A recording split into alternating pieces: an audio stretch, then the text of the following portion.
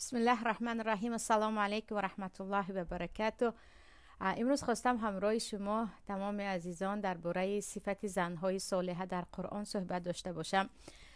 خیلی که میدانید نفرهای هستند که صالحه بودن زن را فقط در لباسش میبینند، یا خود یک زن اگر لباس های دینی داشته باشد الکی او صالحه هست، یا یک زن اگر بعضا حتی یک لباس ملی پوشیده باشد، اطلس به بر کرده باشد، الکی او زن صالحه هست. او چی کار میکند، چی میگوید، اخلاقش چگونه است، تربیت فرزندانش چه خیلی است، معاملش با شوهر چه خیلی است، هیچ یگان به این اهمیت نمیدین. یعنی تو لباس خوشرو داری، با همین دیگر زنی صالحه هستی. و از همین جهت هم مردهایی هستند که یا جوانهایی هستند که فقط لباس یک دخترک را دیده خواستگار میشوند، بعدن میگویند لباس دیگر بوده است و خودش دیگر بوده است. برای همین یعنی خواستم امروز بیاید ببینیم که در قرآن کریم زنهای صالحه را الله با کدام صفت به ما معرفی میکند، شناس میکند.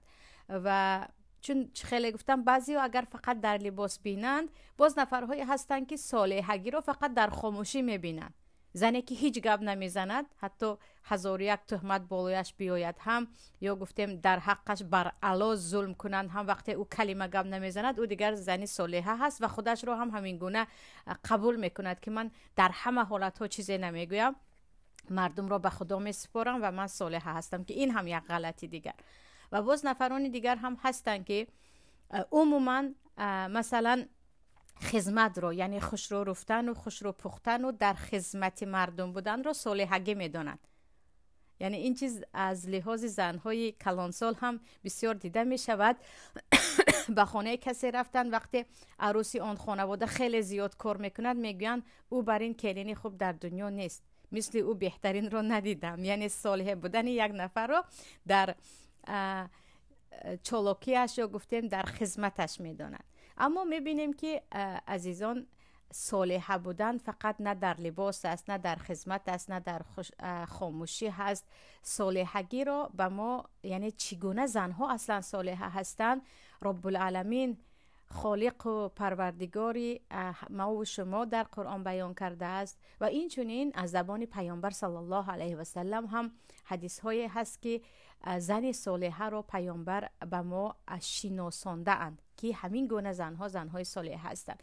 درباره در حدیث ها کدام زنها را پیامبر صالحه گفتن اگر صحبت کنیم امروز خیلی طول میکشد. برای همین من برای شما فقط اکثریت یا گفتیم مهمترین آیت های قرآن کریمی که در داخلش درباره صفت زنهای صالحه ذکر شده است جمع آوردم. در آیت 34 سوره نساء وقتی پروردگار و ما میگوید که الرجال قوامون علی النساء، مردها بالای زنها برتری دارند از لحاظ قوت و از لحاظ عقل و اکثریتشان از لحاظ نفقه کردن و کسب و کار، در دوامش زنهای صالحه را میگوید و میگوید فالصالحات قانتات حافظات للغیب بما حفظ الله. یعنی زنهای صالحه، معنای صالحه که هست اونی که نکوکار است، از وی فقط خیر، از وی فقط خیر انتظار می شود، میگوید چیز خیر میگوید، میکند چیز خیر میکند.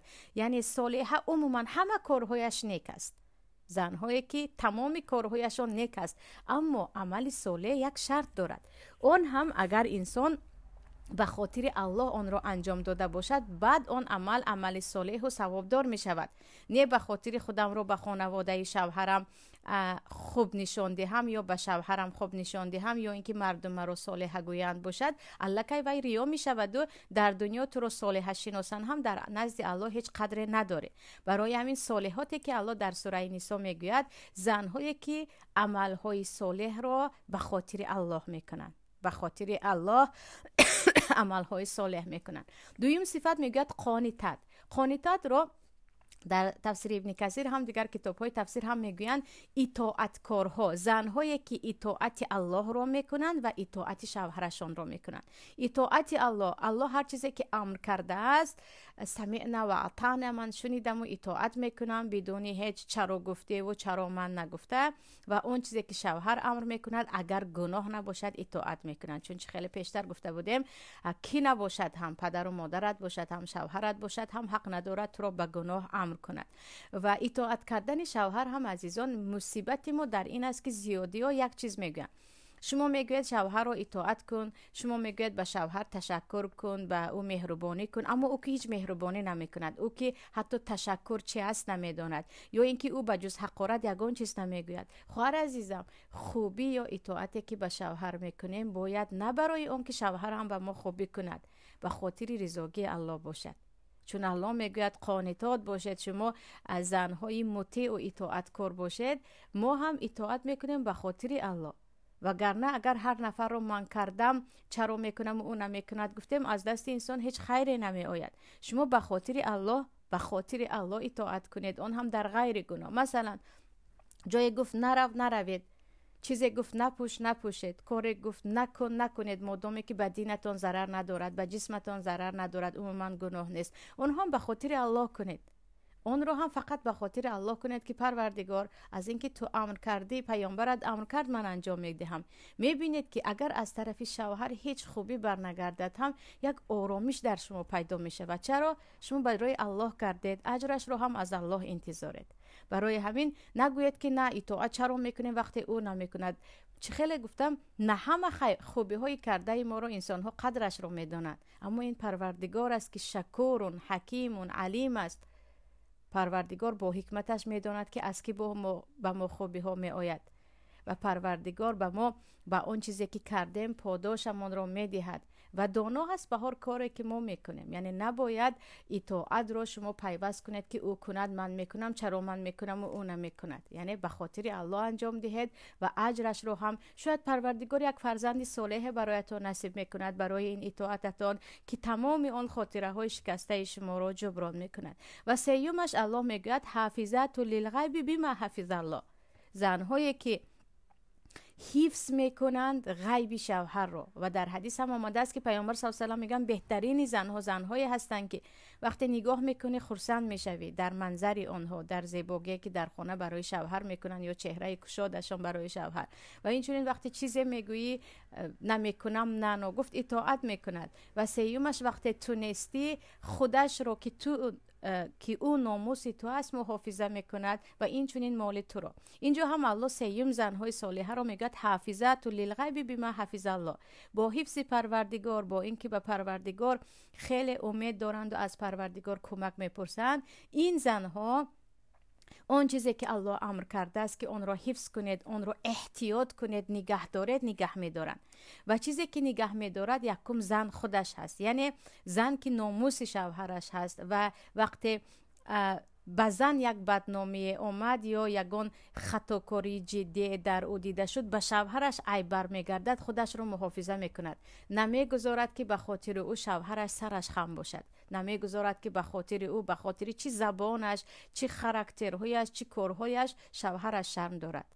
اما میبینیم چقدر زنهایی هستند که پروا ندارن، اما از اخلاق آنها از همه بیشتر شوهرشان شرم می‌دارن، از گپ‌های آنها از همه بیشتر شوهرشان شرم می‌دارن، حتی از لباس آنها از خود آنها بیشتر شوهرشان خجالت می‌شود. دوم مال شوهر است، حفظ کردن مال شوهر.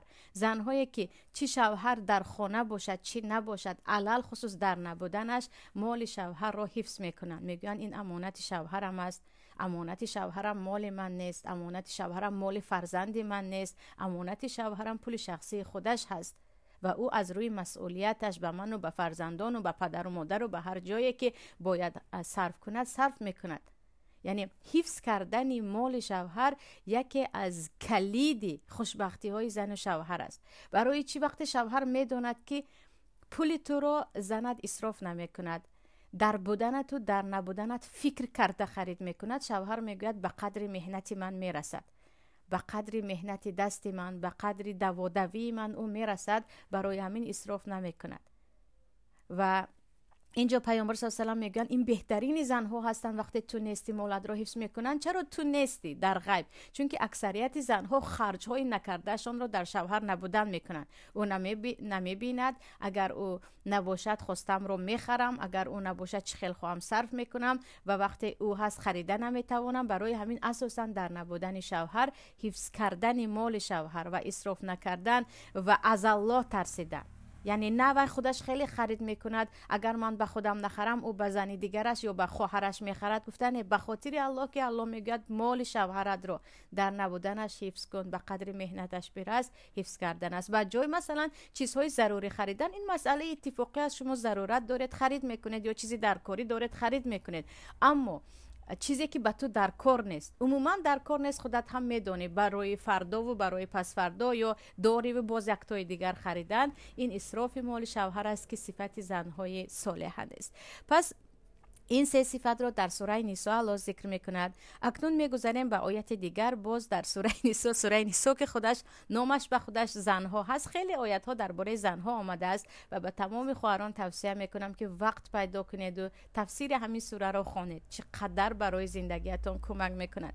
الله میگوید فلا تخضعن بالقول فیطمع الذی فی قلبه مرض، یعنی این آیت در دیگر سوره است، اما باز سوره نساء برمیگردیم. الله میگوید ای زنها چه زنهای پیامبر، ببخشید چه زنهای دیگر مسلمان، صدایتان را یا طوری سخن نکنید که یک مردی که در دلش مرض هست، خودش قلب سیاه دارد، گمان کند که شما به او میل شهوانی دارید، میل جنسی دارید. یعنی بعضی زنهای هستند که مخصوص در وقت صحبت کردن صدایشون تغییر میدهند، عموما تغییر میدهند که گویا صدای آنها چی است، خیلی نازک است.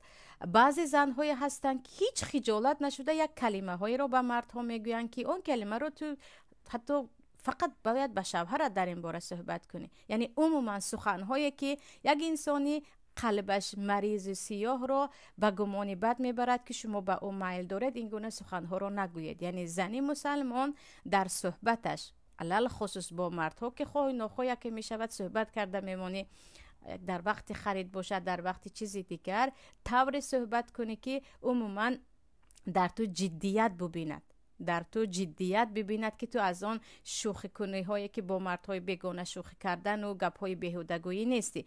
و الله میگه و قلنا قولا معروفه، و سخن معروف گوید. سخن معروف چیزی میگوید، چیزی خوب بگوید، یک چیزی معنادار بگوید. و باز میگویند معنای معروف در این آیت قول صریح، کشاد گپ زنید، گپ های دو پهلو سه پهلو که انسان نمیفهمد شما چی گفته ایستادید، یا گپ هایی که معنایش رو خودتون هم نمیفهمید، این گونه سخن نکنید. شما زنها یک سخن گوید که سخنتون کشاد و روشن باشد، اون طرف هم گپ شما رو فهمد، یعنی گپ های بی‌معنی نزنید. و ببینید که مصیبت اکثریت ما در سخنهای بی‌معنی بعضی زنها هست.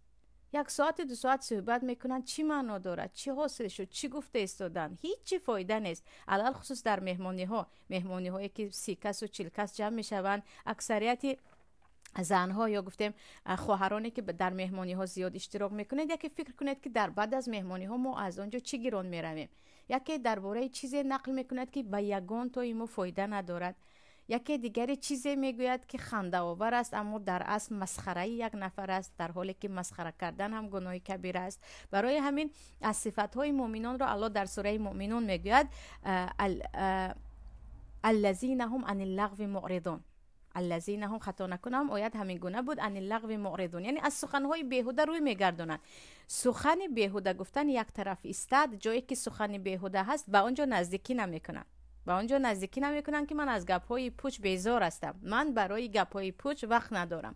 برای همین هم یک زنی صالحه مسلمان در گپ زدنش اولا فکر کند، بعدن یک چیزی خوب گو، یک چیزی گو که یا مثلا مقصدت رو حتما برسون، یا یک چیزی گو که کسی از تو فایده بگیرد، یا مثلا تشکر کن. اما چیزی که چی فایده ندارد و همین خیلی فقط گپ زدن است، از این باید چی دست بکشد. که درباره آفت زیاد گپ زدن که انسان با زیاد گپ زدن آبروی خودش رو از دست میدهد. در همه جا هر کسی که زیاد گپ میزند، یعنی گپ های پوچی بی‌معنی، مقصد من امر معروف و حدیث و یا یک حکایه و یا چیزی فایده دار نه، در هر کجا هر کسی که گپی بی‌معنی زیاد میزند، میدونیم که مردم میگن سرگپ، یا اینکه لغمه هم میگوین، یا عموما لغو گپ هم میگوین، یعنی کسی که زیاد گپ میزند، گپ پوچ میزند. علل خصوص برای یک زنی مسلمان عموما عیب است که او رو با یک سرگپی شناسن، یا یک نفری که گپ‌های بیهوده‌ای زیاد میگوید. و چیز دیگر عزیزان، در ما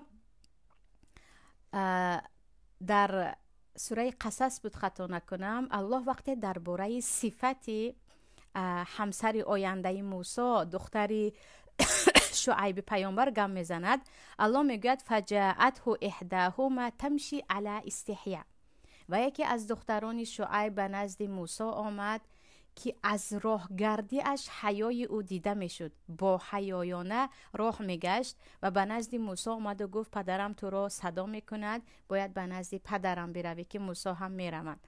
و اینجا خواهران عزیز و تمام عزیزان، الله با حیا راه گشتن یک زن را به ما تعریف میکند، یعنی صفتی دختر پیامبر، همسر آینده پیامبر را که در راهگردیش شرم و حیا در او دیده میشد.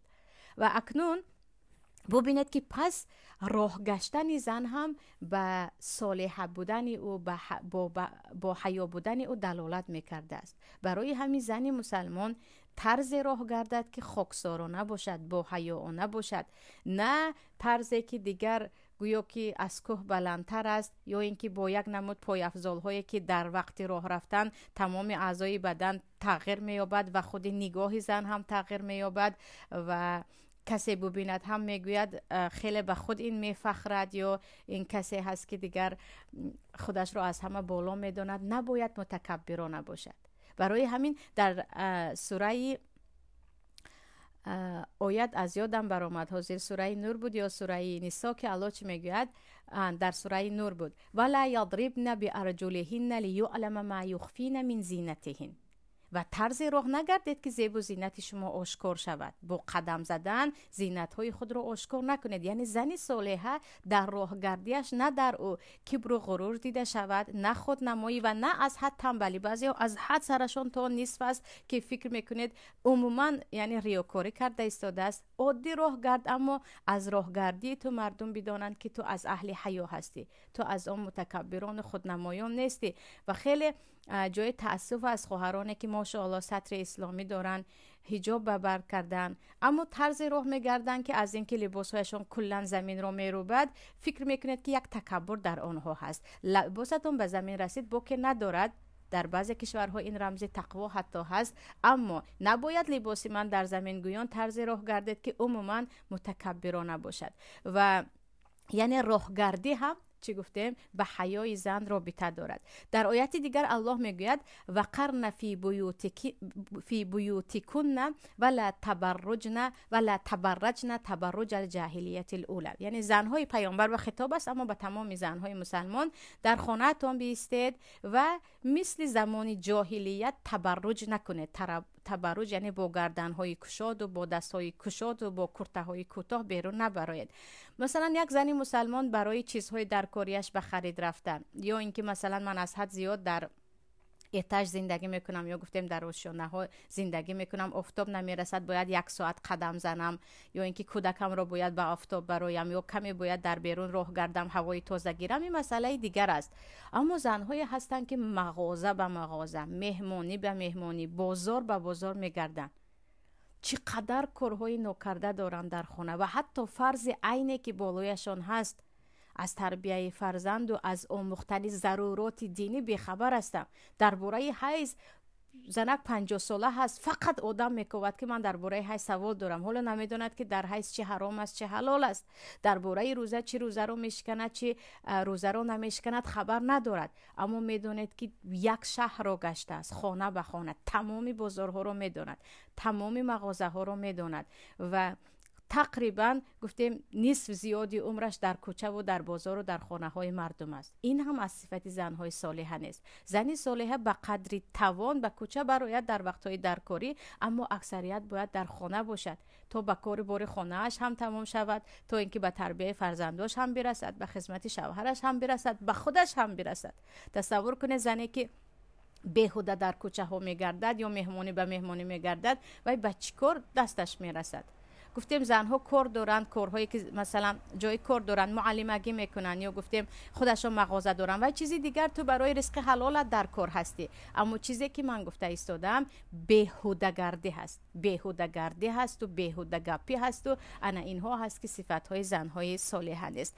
و چیزی دیگر عزیزان، در ما پروردگار قصه دو زن را در آخران آیت های سوره تحریم قصه می کند.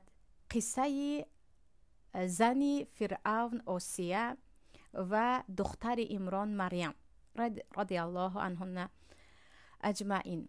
یعنی الله به ما میگوید من برای مسلمان ها این دو قصه را مثال میزنم، یکی آسیه دیگر مریم.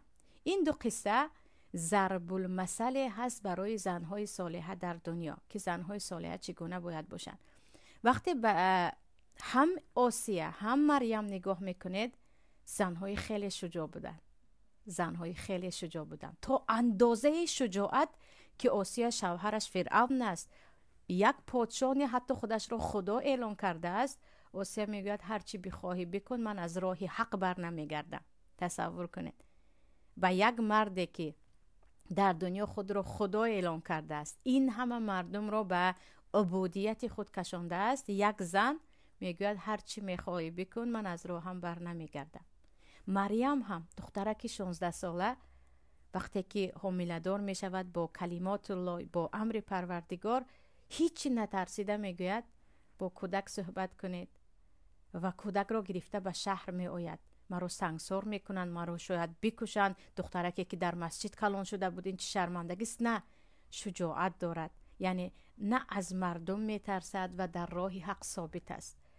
پس بجز آن صفتهای زنهای صالحه که الان گفتم، بالاترین ضرب المثل را پروردگار که شما ای زنهای مسلمان از این زنها عبرت بگیرید، یکی مریم را می آورد، مریم پاک دامنی شجاع، دیگر آسیه را می آورد، زنهایی که از دامان اینها پیامبر بزرگ شدند. موسی در بغلی یا گفتیم در آغوش آسیه بزرگ شده بود، عیسی باشد در آغوش مریم. ببینید که از کدام زنها چگونه فرزندهای صالح بزرگ شد. پس یکی از بالاترین صفت زن مسلمان این باشد که شجاع باشد. وقتی در راه حق هستی، وقتی میدونی که تو در حق هستی، نباید از یگان نفر بترسی به جز پروردگار و یقین بکنی که وقتی تو در راه حق هستی، پروردگار نصرت میدهد. پروردگار نصرت میدهد اگرچه مرگ باشد، نصرت تو اگرچه مرگ باشد، چون با مرگ تو میرسی به آن جنات و نعیم یا اینکه رضاگی پروردگار. درباره وسیع‌تر قصه مریم و قصه آسیه و دیگر بعضی زنهایی که از همسر ایوب و باز همون دختران شعیب و اینهایی که در قرآن آمده است، ان شاء الله همراهتون صحبت میکنم. همینجا صحبت رو به آخر میرسانم و چه خیلی گفتم درباره صفت زنهای صالحه در حدیث پیامبر. ان شاء الله باز یک صحبت دیگری خواهیم داشت که پیامبر صلی الله علیه و سلم هم در آنجا باز این مسئله را وسیع‌تر کردن. در پناه الله باشید. صالحه بودن بگذار نصیب یکایک زنهای مسلمان و علل خصوص خواهران تاجیک ما باشد. السلام علیکم و رحمت الله و برکاته.